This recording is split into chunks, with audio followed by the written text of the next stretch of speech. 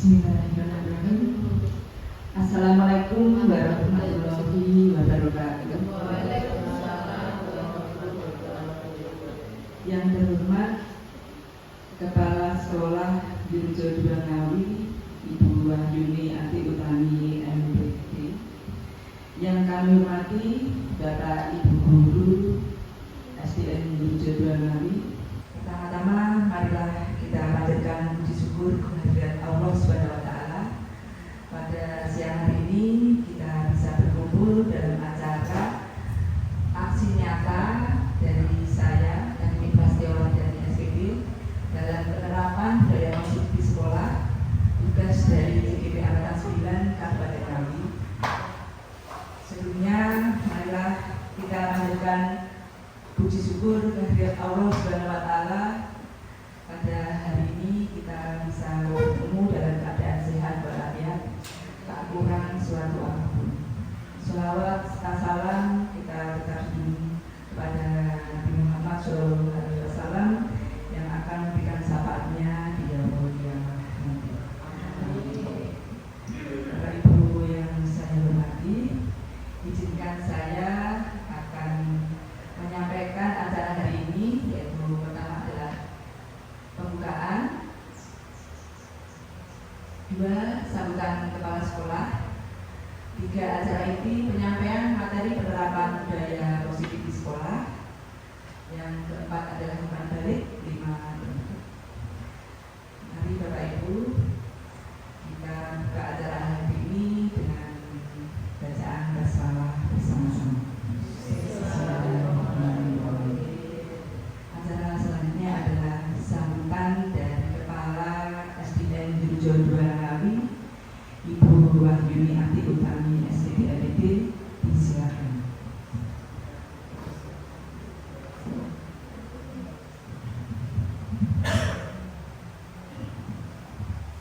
Bismillahirrahmanirrahim. Assalamualaikum warahmatullahi wabarakatuh. Bapak-bapak dan ibu-ibu yang saya hormati, marilah sebelumnya kita panjatkan puji syukur kehadirat Allah SWT karena pada siang hari ini kita telah diberi kesempatan berkumpul dalam keadaan sehat walafiat. Salawat dan salam tak lupa selalu kita sampaikan pada junjungan kita Nabi besar Nabi Muhammad Sallallahu Alaihi Wasallam yang akan memberikan syafaatnya di hari yaumul akhir nanti. Nah, Bapak Ibu yang saya hormati, sebagai bentuk rasa syukur kita atas hidayah, atas rahmat Allah Subhanahu wa Ta'ala, di mana di siang hari yang panas ini kita masih bisa berkumpul dalam keadaan sehat walafiat. Bapak Ibu yang saya hormati, pada siang hari ini kita akan mengikuti salah satu kegiatan Bu ini sebagai calon guru penggerak yang pada saat ini akan mempraktekkan aksi nyata dengan judul Budaya Positif di SDN Dirjo II. Demikian ya Bu. Penerapan budaya positif di SDN Dirjo II. Nah, apa yang akan disampaikan Bu ini nanti, mari kita ikuti, mari kita perhatikan. Tentu akan ada ilmu-ilmu baru, wawasan baru yang akan kita terima karena Bu ini sebagai calon guru penggerak pasti sudah menerima ilmu-ilmu dari pengajar praktiknya, dari fasilitatornya, yang mana ilmu tersebut tidak diterima oleh guru-guru biasa yang bukan calon guru penggerak. Kalau Bapak Ibu guru yang lainnya tidak mau belajar melalui sumber belajar lainnya, misalnya PNM seperti itu. Jadi Bapak Ibu, semoga apa yang disampaikan Bu ini nanti akan membawa virus positif kepada kita semua, akan menghasilkan inovasi-inovasi yang baru, yang bersifat bersifat membangun di dalam hal pendidikan. Dengan demikian dunia pendidikan akan semakin maju, terutama SDN di Wilujeng 2. Nah, apapun yang kita terima itu adalah ilmu. Jadi sekali lagi jangan bosan-bosannya kita untuk selalu belajar dan berbagi ilmu. Terima kasih kepada Bapak Ibu Guru yang sesiang ini sudah semangat mengikuti kegiatan praktek aksi nyata dari Bu Nini sebagai calon guru penggerak. Mari kita dukung, mari kita doakan supaya khususnya Bu Nini selaku sekolah calon guru penggerak akan bisa melewati kegiatan-kegiatannya dengan mudah, lancar, dan sukses. Kiranya cukup sekian dari saya. Terima kasih atas perhatiannya. Mohon maaf apabila ada kurangnya. Kesempurnaan hanya milik Allah dan kekurangan selalu ada pada kami selaku manusia biasa. Wabillahi taufiq wal hidayah. Wassalamualaikum warahmatullahi wabarakatuh.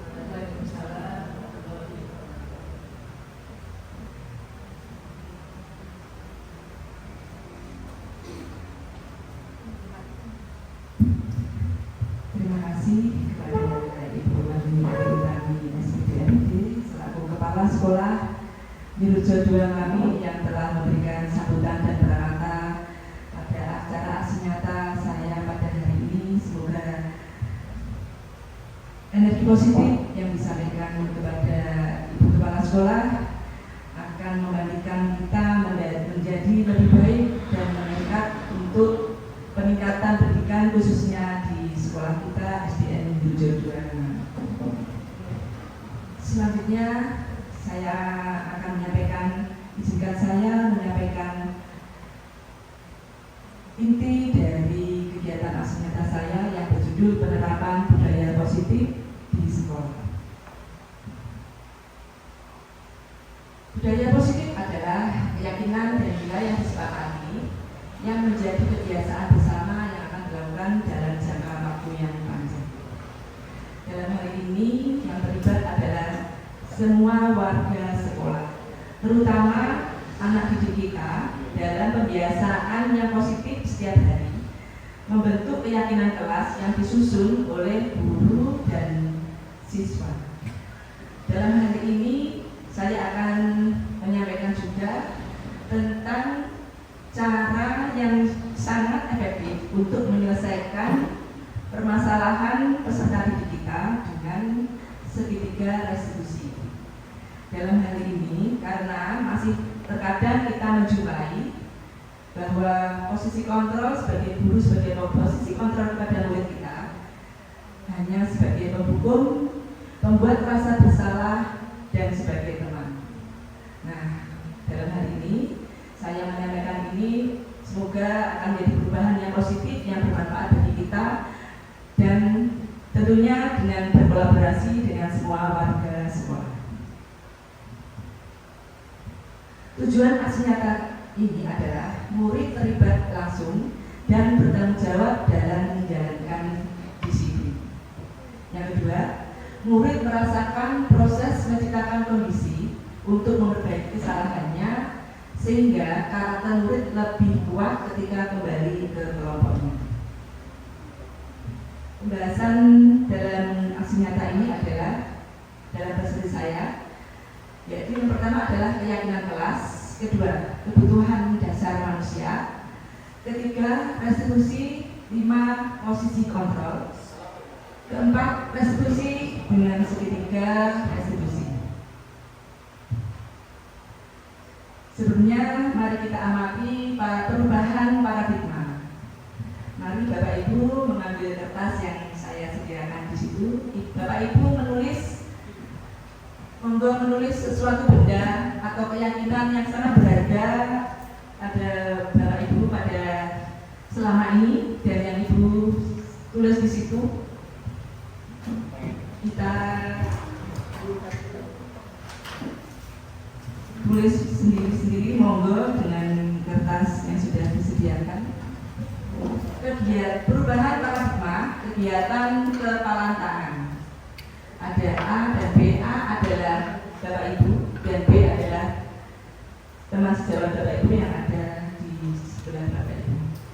Cobalah secara kertas kecil tuliskan benda atau sesuatu yang sangat berharga untuk Anda. Monggo Bapak Ibu ditulis hal yang sangat berharga dalam hidup Bapak Ibu. Letakkan di salah satu tangan Anda dan genggam benda sesuatu tersebut dengan segala daya, dengan kekuatan Bapak Ibu. Coba sekarang sudah ditulis, genggam erat-erat, angkat ke atas ya, monggo. Oh monggo, ditulis dulu. Genggam erat-erat lagi.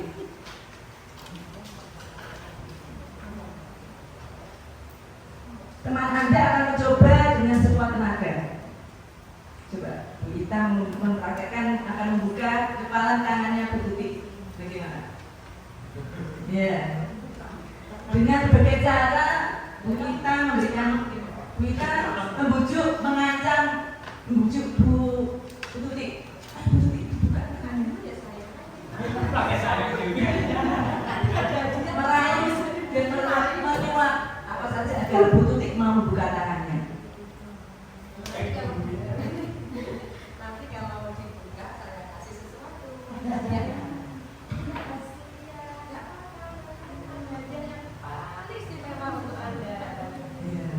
Gimana Bu?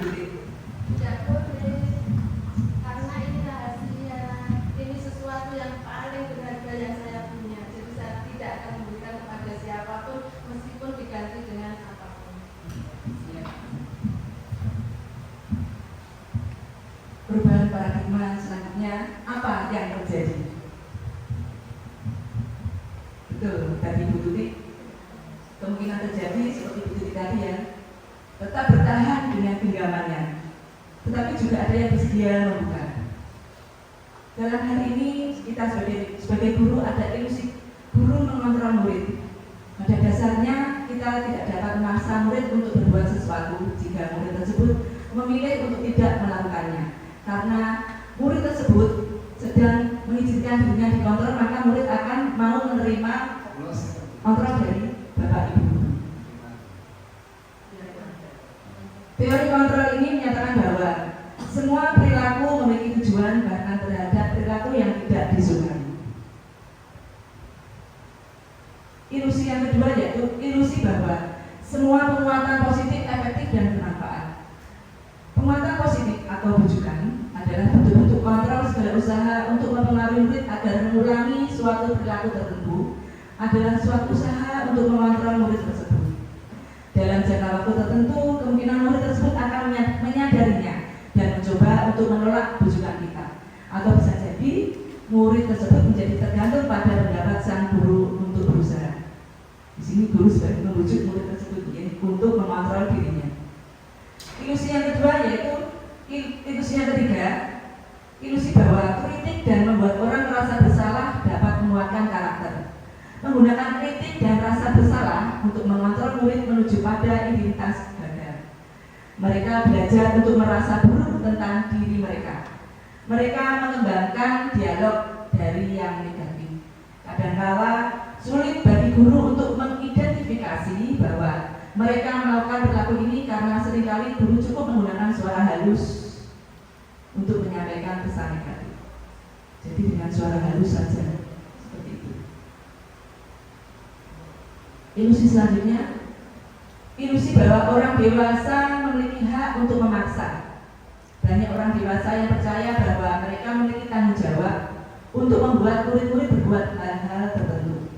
Apapun yang dilakukan dapat diterima selama ada sebuah kemajuan berdasarkan sebuah pengukuhan kinerja. Pada saat itu pula orang dewasa akan menyadari bahwa perilaku memaksa tidak akan efektif untuk jangka waktu panjang dan sebuah hubungan permusuhan akan terbentuk. Jadi di sini kita sebagai guru, ilusi dalam kontrol itu adalah memaksa murid untuk mengikuti perintah kita, sehingga akan terjadi permusuhan terhadap teman di sekitarnya. Dalam perubahan paradigma, siapa sebenarnya pemegang kontrol sesungguhnya, Bapak Ibu? Monggo, Pak Dirjen. Kalau baru-baru ini dan dilihat dari prakteknya tadi, guru, betul salah. Kalau saya belum mengenal paradigma ini, tetap guru. Jadi biasanya saya kalau ngajar itu murid saya kasih instruksi untuk melakukan sesuatu. Begitu. Coba yang Bapak Ibu yang lain bisa menanggapi dari Pak Dirta tadi, monggo.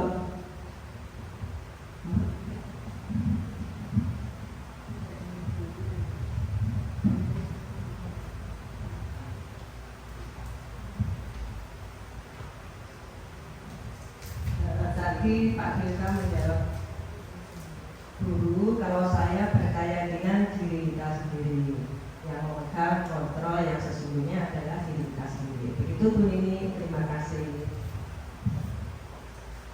Ada lagi, monggo Bapak Ibu, Pak Adi.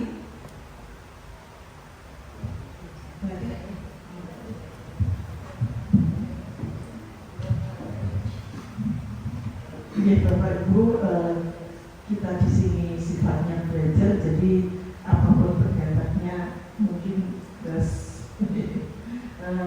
memang untuk ini perubahan paradigma. Lalu siapa pemegang kontrol sesungguhnya? Pemegang kontrol sesungguhnya adalah tetap saja diri sendiri. Jadi diri sendiri ini adalah kunci utama di setiap kegiatan. Bagaimana kita mengontrol diri dengan situasi yang kita hadapi. Entah itu situasi yang menyenangkan. Kalau situasi yang menyenangkan, insya Allah kontrol dirinya mudah deh. Yang paling penting kontrol diri kita pegang itu adalah ketika kita menghadapi situasi yang tidak menyenangkan. Yes.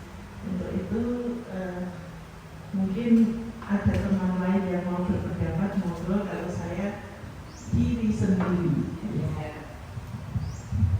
Ada lain, Ibu, Bapak Ibu, monggo. Terima kasih. Ya, betul Bapak Ibu. Jawabannya adalah tentu saja diri kita sendiri yang memegang kontrol atas kepalan tangan kita. Apakah kita mau buka atau menutup kepalan tangan kita itu tergantung pada diri kita masing-masing sesuai dengan kebutuhan dasar kita saat itu. Jadi kontrol diri itu ada kekuatannya ada pada diri kita sendiri. Jadi yang menentukan, mengendalikan kontrol diri itu tetap pada diri kita sendiri. Unsur intrinsik, motivasi intrinsik yang ada di dalam diri kita sendiri. Selanjutnya, materi yang kedua adalah motivasi perilaku manusia. Diana Goes dalam bukunya Restriction Psychology menyatakan ada 3 motivasi perilaku manusia. Yang pertama adalah untuk menghindari ketidaknyamanan atau hukuman. Ini adalah tingkat rendah dari motivasi perilaku manusia. Biasanya orang yang motivasinya perilakunya itu menghindari hukuman atau ketidaknyamanan akan bertanya, apa yang akan terjadi apabila saya tidak melakukannya? Nah, di sini sebenarnya mereka sedang menghindari permasalahan yang mungkin muncul dan berpengaruh pada mereka secara fisik, psikologis maupun sesuatu yang tidak terpenuhi. Yang kedua adalah untuk mendapatkan imbalan atau penghargaan dari orang lain. Satu tingkat di atas motivasi yang pertama tadi, Bapak Ibu. Di sini orang berperilaku untuk mendapatkan imbalan atau penghargaan saja. Jadi dia mempunyai motivasi karena ada imbalan, penghargaan atau ada hadiah. Motivasi ini bersifat motivasi eksternal. Yang ketiga adalah motivasi untuk menjadi orang yang mereka inginkan dan menghargai diri sendiri dengan nilai-nilai yang mereka percaya. Motivasi yang terakhir itu adalah motivasi yang terdapat dalam diri kita, yaitu motivasi internal. Selanjutnya Bapak Ibu, Materi yang ketiga adalah hukuman dan penghargaan. Tindakan terhadap sesuatu pelanggaran pada umumnya berbentuk hukuman atau konsekuensi.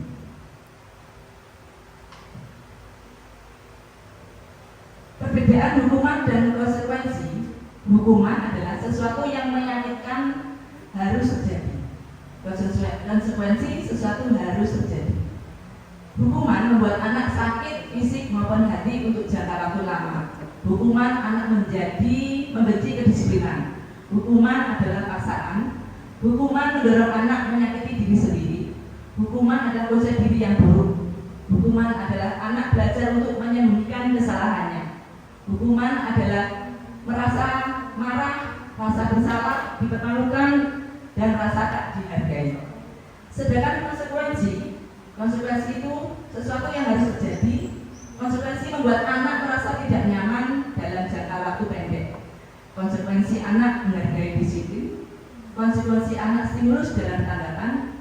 Konsekuensi mendorong anak agar mudah menyelesaikan diri. Konsekuensi adalah untuk konsep diri yang baik. Konsekuensi anak menjadi belajar untuk mematuhi peraturan. Konsekuensi kehilangan hak, dibuat tidak nyaman, diasingkan untuk sementara. Monggo Bapak Ibu kita diskusi untuk perbedaan hukuman dan konsekuensi. Tindakan guru mencatat 100 kali di dalam buku kalimat.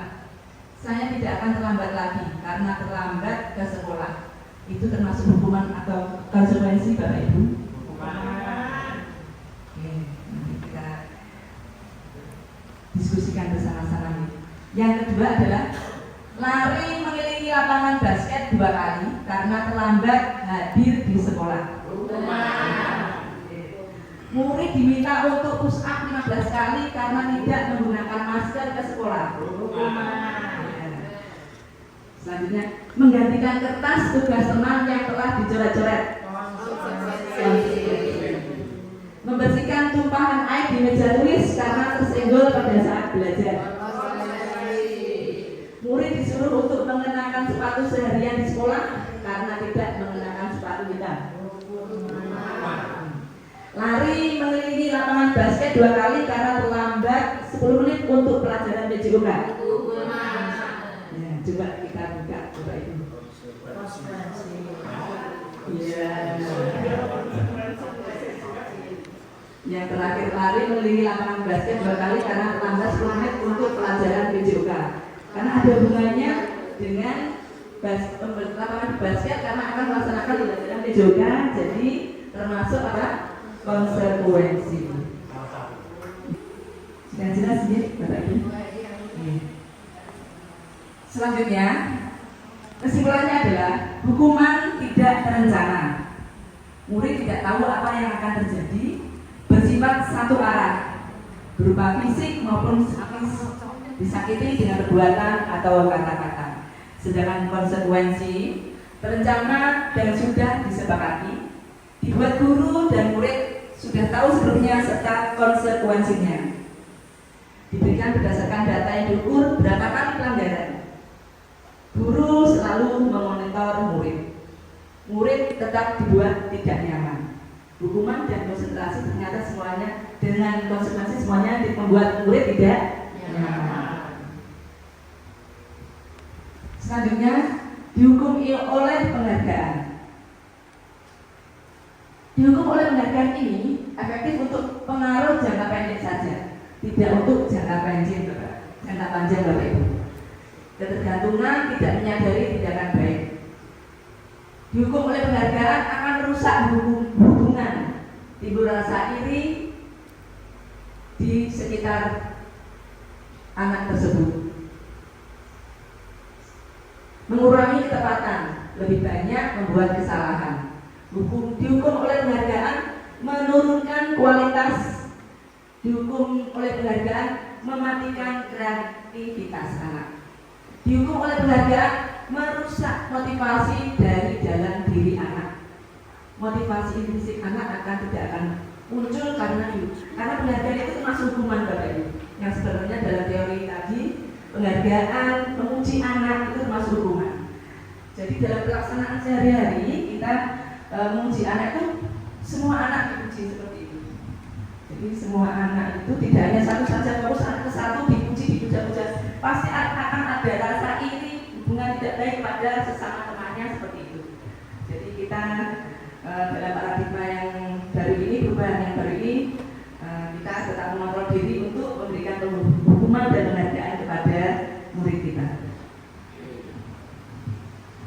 Selanjutnya adalah bentuk program kebajikan. Dalam memberikan apresiasi atau pengakuan perlu diingat beberapa hal. Beri pengakuan secara khusus, beri pengakuan secara pribadi, beri pengakuan kepada semua murid bergantian, beri pengakuan secara konsisten dan fokus pada prosesnya. Contoh pengakuan atau apresiasi kebajikan. Pembuka. Kemarin saya diperhatikan. Nilai kebajikannya, rasa empatimu besar sekali. Situasi pada saat menolong murid baru di kelas kita. Pembuka, terima kasih untuk dan nilai kebajikannya rasa tanggung jawabmu. Situasi pada saat kamu memungut kertas-kertas yang berserakan di lantai. Jadi untuk pengakuan pada penghargaan kepada siswa adalah apresiasi dalam nilai-nilai kebajikan pada anak untuk membentuk karakter. Sekarang adalah tentang restitusi. Restitusi adalah proses menciptakan kondisi bagi murid untuk memperbaiki kesalahan mereka sehingga mereka bisa kembali pada kelompok mereka dengan karakter yang lebih kuat. Restitusi menuntut untuk melihat adanya ketidakselarasan antara tindakan dan keyakinan yang diinginkan. Keyakinan kelas. Keyakinan kelas di sini untuk menilai nilai-nilai kebajikan yang universal yang disepakati secara tersirat dan tersurat, lepas dari latar belakang suku, negara, bahasa maupun agama. Guru berperan dalam mewujudkan terbentuknya keyakinan kelas atau sekolah dengan cara membuat kesepakatan antara guru dengan murid. Pembentukan keyakinan kelas atau sekolah berupa pernyataan universal yang bersifat positif. Keyakinan kelas tidak terlalu banyak agar mudah diingat dan dipahami. Keyakinan kelas dapat diterapkan di lingkungan sekolah. Keyakinan kelas, semua warga kelas hendaknya ikut berkontribusi dalam pembentukan keyakinan kelas lewat kegiatan diskusi dalam membuat menyusun keyakinan kelas. Keyakinan kelas bersedia meninjau kembali keyakinan kelas dari waktu ke waktu. Dalam hal ini Bapak Ibu, dalam membentuk keyakinan kelas, peran dari murid itu sendiri yang akan membentuk keyakinan kelas, dari suara murid itu sendiri, dari penyampaian murid itu sendiri. Jadi kita sebagai guru hanya memfasilitasi, kita mendukung dan melaksanakan keyakinan kelas bersama yang suaranya itu berasal dari murid itu sendiri. Contohnya dari pengalaman dari yang saya lakukan pada saat kegiatan dalam kegiatan PJOK kemarin, karena Bu Pak izin itu waktu takziah, saya didahului tugas dari Bu Hati untuk menyampaikan anak-anak olahraga di luar karena di lapangan kita ada proyek untuk paving. Nah, di situ keyakinan kelas tidak hanya ditulis di dalam kelas tadi, tetapi saat-saat tertentu juga kita bisa menyampaikan keyakinan yang ada dalam pembelajaran kita di luar maupun di dalam kelas. Contohnya waktu itu karena anak-anak kesepakatannya akan olahraga di luar dengan jalan sehat, maka saya memancing memotivasi anak apa yang harus kita lakukan dalam kegiatan olahraga jalan sehat itu. Nah, anak-anak muncul sendiri keyakinan kesepakatan waktu pembelajaran olahraga di luar itu. Dari kesepakatan tadi anak-anak juga akan disiplin mematuhi kesepakatan yang sudah disepakati bersama tadi. Seperti itu. Materi yang kelima adalah kebutuhan dasar manusia. Seluruh tindakan manusia memiliki tujuan tertentu. Semua yang kita lakukan adalah usaha terbaik kita untuk mendapatkan apa yang kita inginkan. Ketika kita mendapatkan apa yang kita inginkan, sebetulnya saat itu kita sedang memenuhi satu atau lebih dari satu kebutuhan dasar kita. Ketika seorang murid melakukan sesuatu perbuatan yang bertentangan dengan nilai-nilai kebajikan,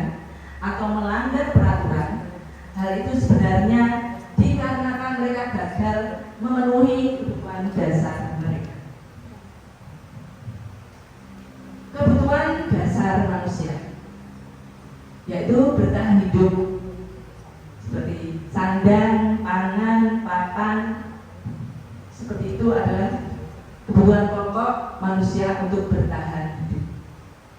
Yang kedua adalah kasih sayang dan rasa diterima. Dalam hal ini kasih sayang manusia adalah makhluk Allah yang memerlukan kasih sayang juga pada sekelilingnya untuk diterima dalam lingkungan hidupnya. Dalam penguasaan, kebutuhan dasar manusia dalam penguasaan, manusia itu sebenarnya ingin membentuk jati dirinya, ingin untuk dihargai, ingin dihormati, dan ingin agar percaya dirinya tercapai, sehingga manusia ingin dihargai kepada orang lain dan saling menghargai antar manusia tersebut, antar lingkungannya untuk penguasaan pada dirinya. Kebutuhan dasar manusia yang kedua adalah kesenangan. Dalam hal ini manusia juga hidup memerlukan kesenangan lahir dan batin yang tujuannya adalah untuk kehidupan selanjutnya. Kebutuhan dasar manusia dalam kebebasan adalah manusia bebas, merdeka, menentukan arahnya sendiri, yang bertanggung jawab, yang bermanfaat untuk dirinya. Dalam hal ini, yang menentukan hidupnya, menentukan arah hidupnya adalah dari kebutuhan dasar manusia itu sendiri untuk mempertahankan dan menentukan arah hidupnya.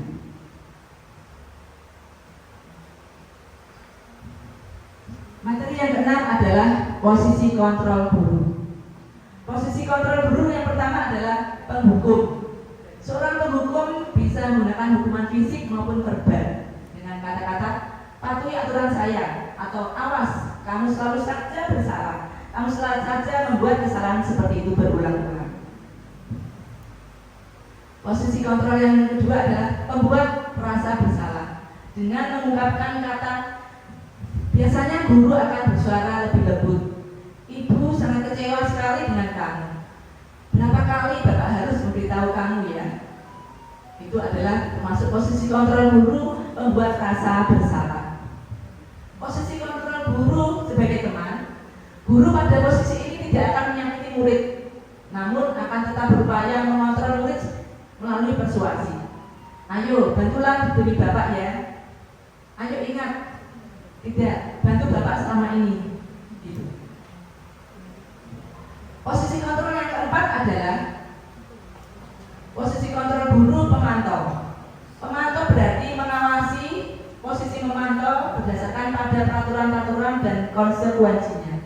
Peraturannya apa? Apa yang telah kami lakukan? Sanksi atau konsekuensinya apa?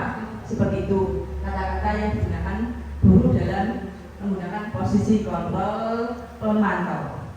Selanjutnya posisi kontrol guru manajer.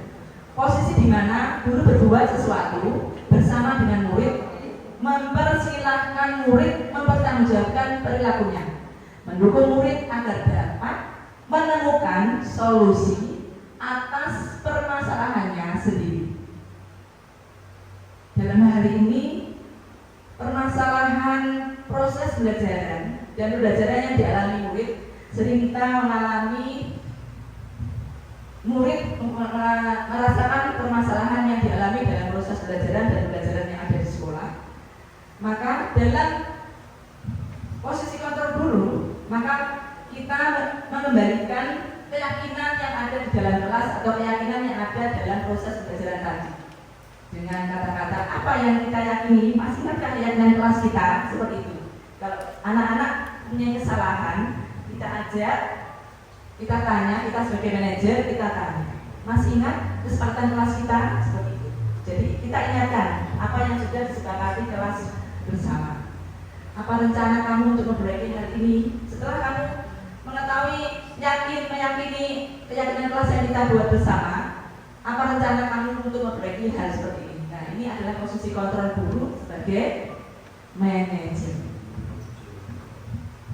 Nah, Bapak Ibu, mari kita lihat posisi kontrol guru. Bapak Ibu hebat semua. Silakan tulis posisi kontrol apa yang selama ini Bapak Ibu lakukan. Monggo Bapak Ibu. apa yang selama ini Bapak Ibu lakukan dalam pembelajaran, kegiatan pembelajaran di sekolah.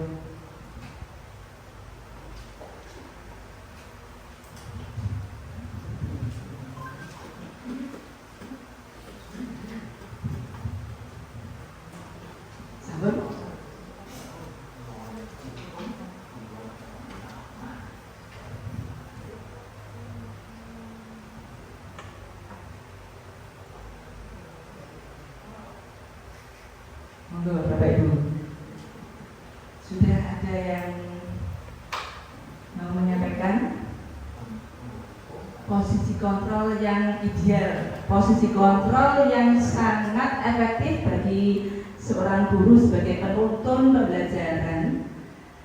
Apa yang Bapak Ibu gunakan posisi kontrol guru sebagai penghubung atau pembuat rasa bersalah, atau posisi kontrol guru sebagai teman, posisi kontrol guru sebagai pemantau, atau posisi kontrol guru sebagai manajer dalam proses pembelajaran di kelas atau di sekolah. Monggo, berarti.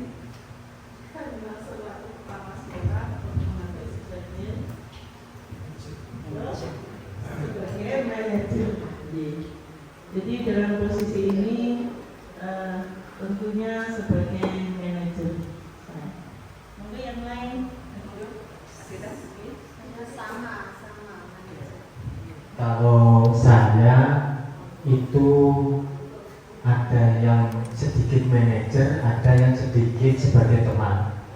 Mengingat kelas yang saya ampu itu kelas bawah, jadi anak-anak itu biasanya kalau kita ajak kita masuk ke dunia mereka, mereka lebih bisa menuangkan ide-idenya, kita masuki dunia mereka dan mereka bisa mencurahkan dan kita bisa memberikan masukan seperti di dunia mereka. Begitu.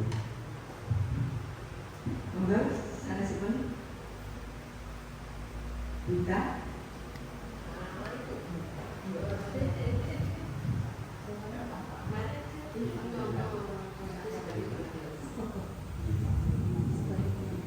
Terima kasih atas waktunya.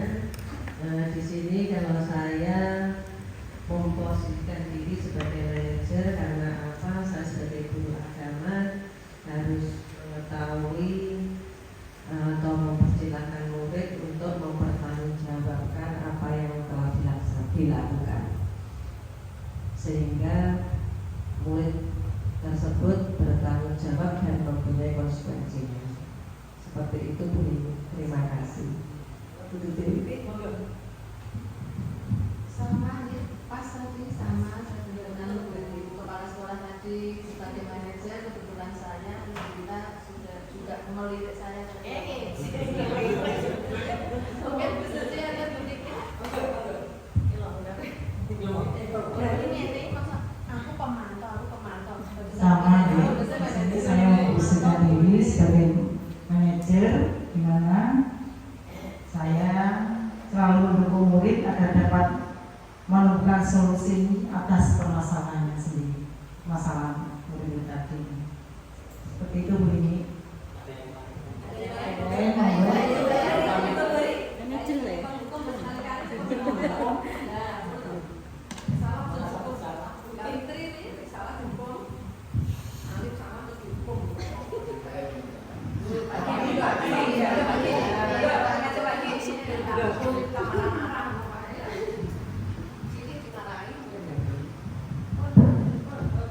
Terima kasih.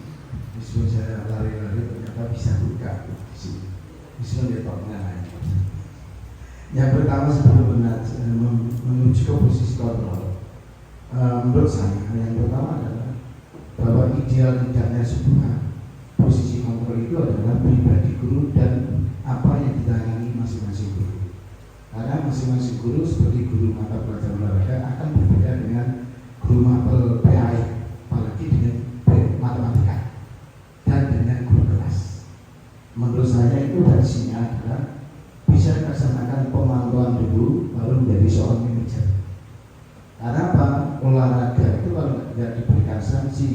yang sifatnya mendidik siswa bidang olahraga yang sudah disepakati dalam pelaksanaannya, itu nanti kegiatan olahraga akan digabung dengan anak yang lain.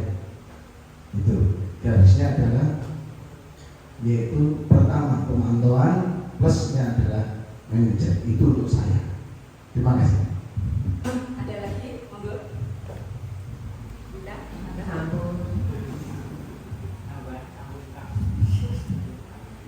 terima kasih pada Bapak Ibu. Diskusi kita sangat gayeng ya. Ya, karena kita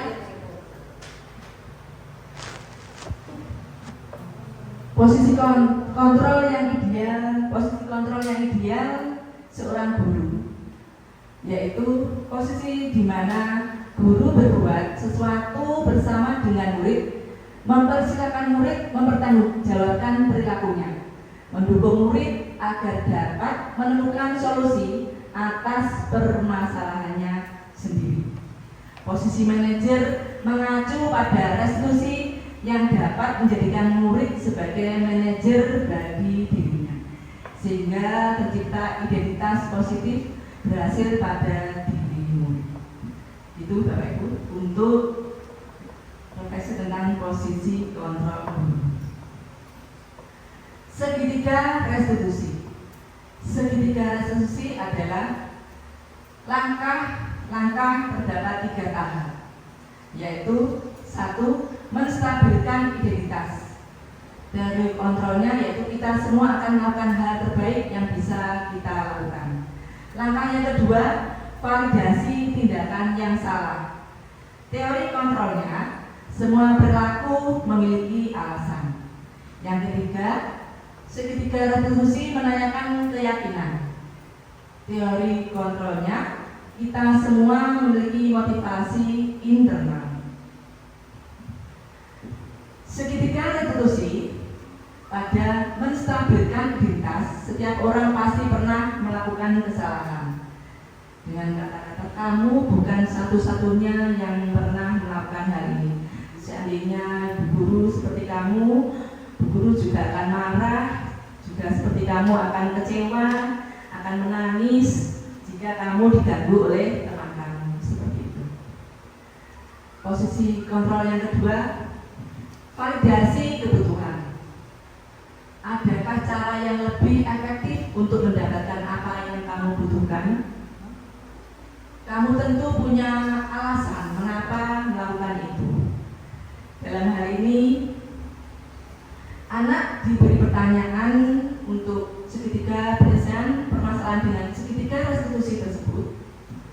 Dengan pasti kamu mempunyai alasan mengapa kamu melakukan kesalahan seperti itu.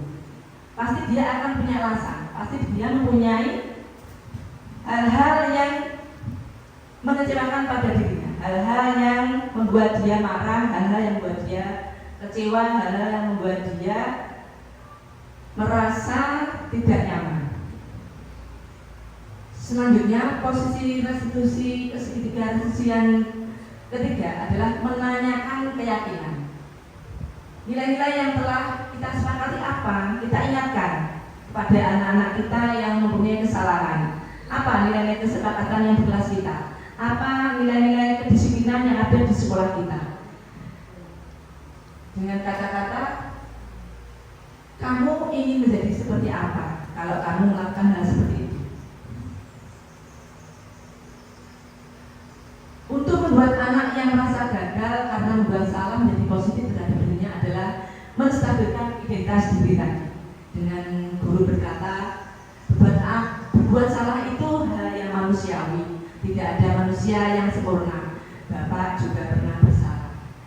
Yang kedua, kita pasti bisa menyelesaikan permasalahan ini. Atau dengan kata, kalau kamu menyalahkan dirimu sendiri terus-menerus, apakah kamu bersikap baik pada dirimu sendiri? Seperti itu. Ya, dalam permasalahan ini kita menstabilkan identitas diri anak. Jadi mengingatkan anak kita itu sebagai manusia, kita itu makhluk yang tidak sempurna. Maka kenapa kamu melakukan hal seperti itu? Untuk validasi kebutuhan. Validasi kebutuhan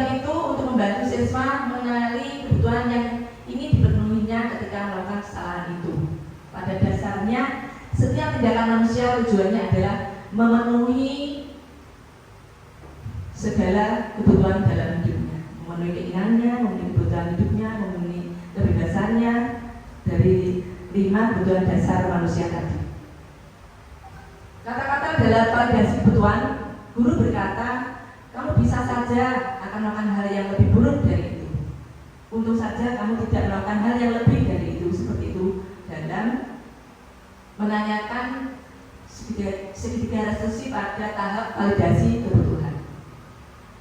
Dalam tahap menanyakan keyakinan, anak melihat kesalahannya dihubungkan dengan norma sosial dan nilai-nilai yang dasari manusia berinteraksi dengan orang lain. Dengan kata-kata, apa nilai yang kita percaya di kelas kita?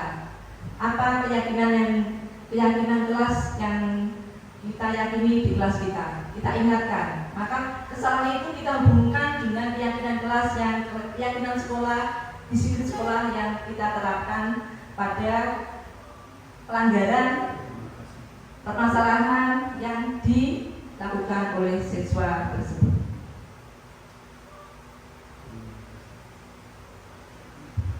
Penutup untuk kesimpulan pada hari ini adalah budaya positif akan menimbulkan rasa aman dan nyaman pada murid dalam proses pembelajaran. Budaya positif juga mampu mendorong murid untuk mampu berpikir, bertindak, dan mencipta sebagai proses memerdekakan dirinya sehingga murid menjadi lebih mandiri dan bertanggung jawab.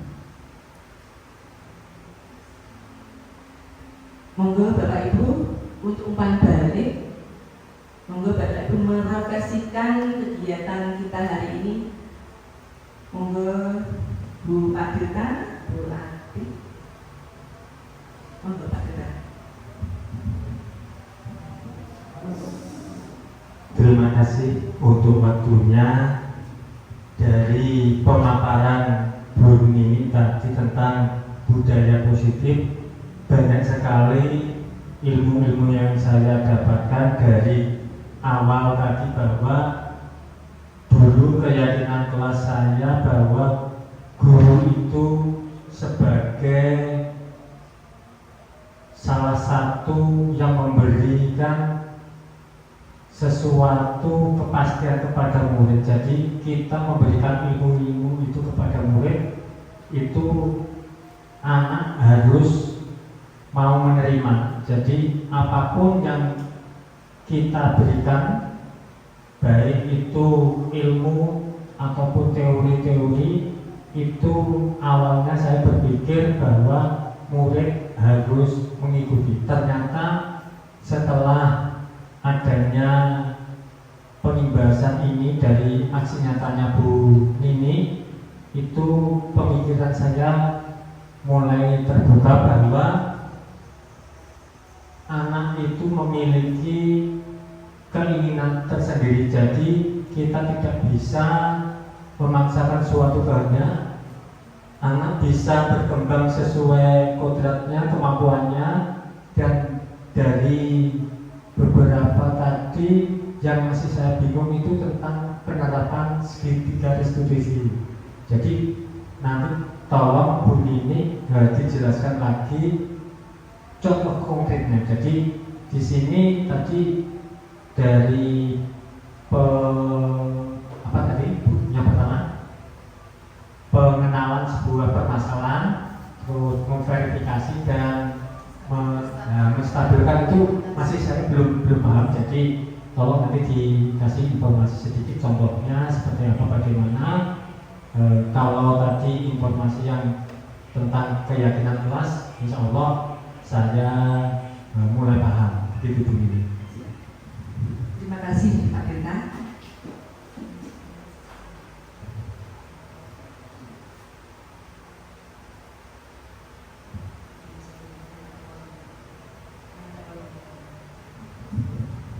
Iya. Alhamdulillah dalam aksi nyata saya, ternyata yang kita alami selama pembelajaran dalam proses pembelajaran di sekolah, ternyata banyak sesuatu permasalahan yang dihadapi dalam proses pembelajaran kita untuk diselesaikan dengan segitiga restitusi. Contohnya yang saya hadapi beberapa hari yang lalu, Sena merasa marah, benar-benar marah, karena tugas LKS-nya, bukunya itu dioleh oleh Askar. Saya juga melihat sendiri. Dia bilang, Bu, LKS saya dioleh sama Askar. Dia mendobrak meja.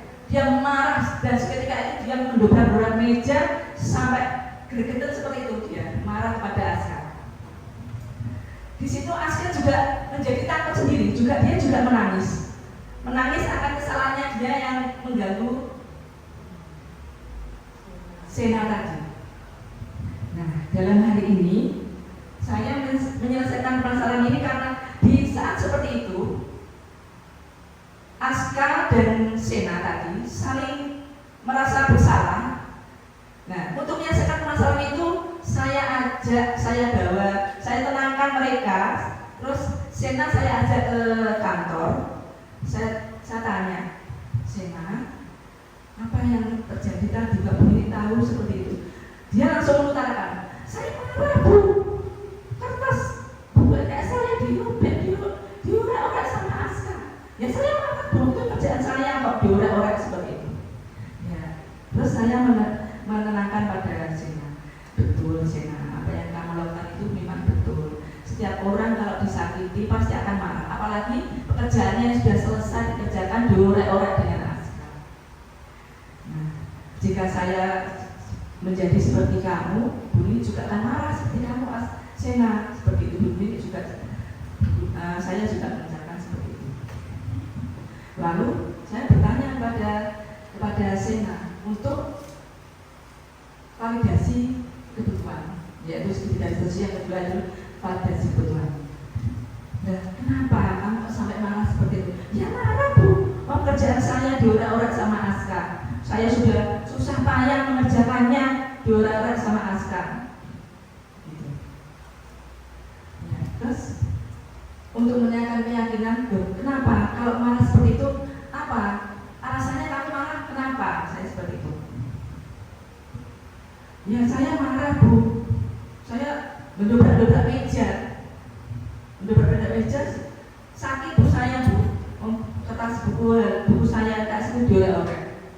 Ya betul. Tapi Sena, kamu masih ingat nggak keyakinan kelas yang kita sepakati bersama di kelas kita? Iya Bu, dia juga bilang seperti itu.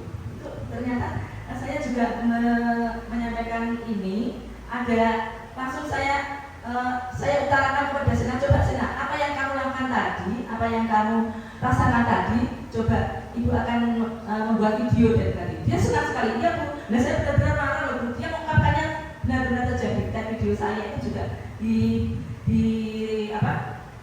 dilakukan oleh Sena tadi yang sebenarnya terjadi.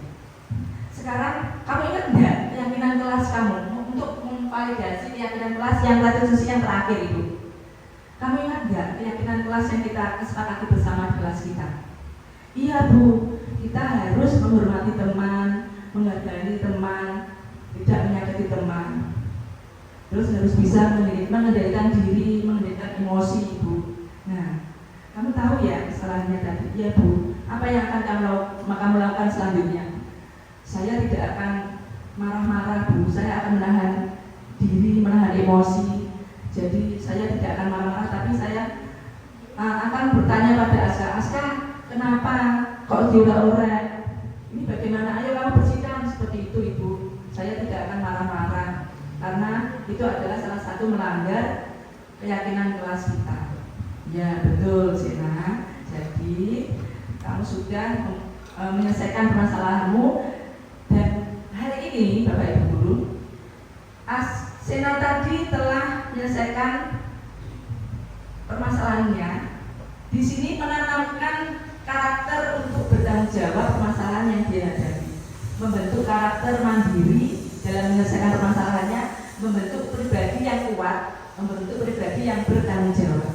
Seperti itu, Pak Firman. Itu Pak Firman. Ya, terima kasih untuk Bu Nini. Refleksi buat saya dari pemaparannya Bu ini tadi sangat menginspirasi saya. Ternyata dari beberapa kejadian tersebut membuat saya lebih jelas bahwa anak-anak itu memiliki berbagai karakter tersendiri. Jadi kita tidak bisa serta-merta langsung menghukum anak yang marah ataupun yang melakukan kesalahan, tetapi kita melihatnya menggunakan segitiga restitusi, bahwa kesalahan itu ada sebab akibatnya, dan nantinya juga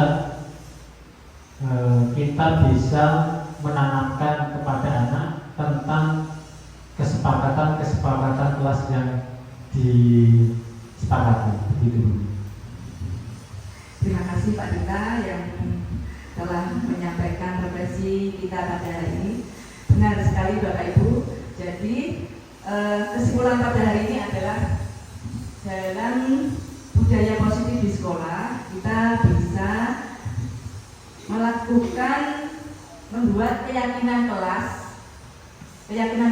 kelas sebelum pembelajaran dan keyakinan kelas untuk kedisiplinan kelas kita. Dalam hal ini biar anak-anak sendiri yang menulis, yang menyampaikan dari hati anak sendiri, inspirasi anak sendiri untuk kenyamanan kelasnya, untuk proses belajarnya menjadi tercapai. Anak-anak akan merasakan, oh saya harus membuat keyakinan kelas seperti ini, seperti itu. Nah, kita kesepakati bersama dalam proses pembelajaran di kelas. Selanjutnya untuk kesimpulan yang kedua adalah tentang ideal dalam menyelesaikan permasalahan siswa di kelas, di sekolah, yaitu dengan menggunakan segitiga restitusi. Dalam hal ini bekerja sama antara semua warga sekolah dengan kepala sekolah, dilakukan bersama-sama di kelas Bapak Ibu masing-masing untuk mentaati peraturan kedisiplinan kelas yang berasal dari tumbuh dan muncul dari keinginan anak itu sendiri. Jadi anak itu bisa bertanggung jawab pada keadaan dirinya sendiri, bertanggung jawab pada sesuatu yang akan dicapai, seperti itu. Jadi kesimpulan dalam siang hari ini, monggo Bapak Ibu membuat keyakinan kelas untuk kebiasaan disiplin positif di kelas dan di sekolah kita. Bapak Ibu yang saya hormati, terima kasih atas perhatiannya. Semoga acara pada siang hari ini tentang budaya positif di sekolah akan bermanfaat bagi kita untuk peningkatan pendidikan yang ada di sekolah kita. Demikian Bapak Ibu, terima kasih atas perhatiannya. Wabillahi taufiq wal hidayah. Wassalamualaikum warahmatullahi wabarakatuh.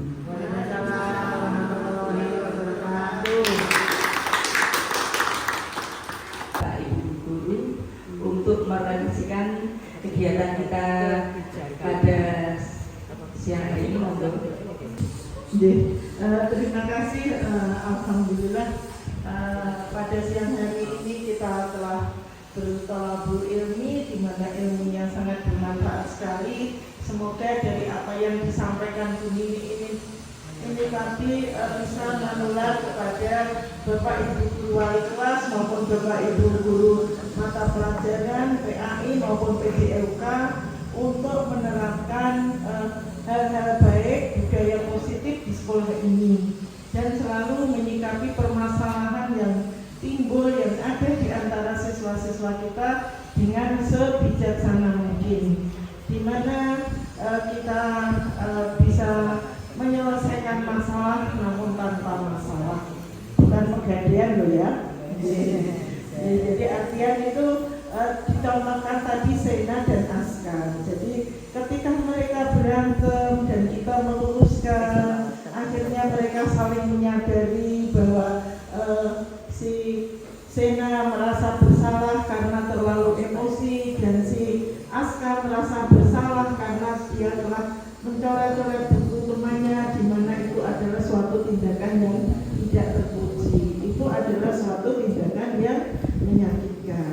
Kami berharap untuk semua Bapak Ibu guru dari kelas 1 sampai kelas 6, Bapak Ibu guru wali kelas, Bapak Ibu guru mapel, sekali lagi alangkah indahnya kalau kita bisa menerapkan budaya positif ini di sekolahan Jururejo 2, sehingga energi positif dari budaya positif akan membawa hal-hal yang positif, memberikan dampak yang positif khususnya di SDN Jururejo 2 dan secara umum kepada masyarakat Jururejo 2. Demikian harapan saya selaku kepala sekolah, tentu mengharapkan yang terbaik di sekolahan ini. Semoga apa yang kita lakukan di siang hari ini diijabah oleh Allah SWT, diberikan barokah, rahmah dan hidayahnya. Amin. Sekali lagi matur suwun, wabillahi taufiq wal hidayah. Wassalamualaikum warahmatullahi wabarakatuh. Terima kasih kepada Ibu Wahyuni Ati Utami SPDRD selaku Kepala SDN Jururejo 2 Ngawi yang telah memberikan refleksi kegiatan kita pada pagi hari ini. Semoga bermanfaat bagi kita dan menjadi berkah barokah untuk kegiatan kita selanjutnya untuk peningkatan pendidikan Indonesia pada umumnya dan peningkatan pendidikan SDN Jururejo 2 khususnya. Wabillahi taufiq wal hidayah. Wassalamualaikum warahmatullahi wabarakatuh.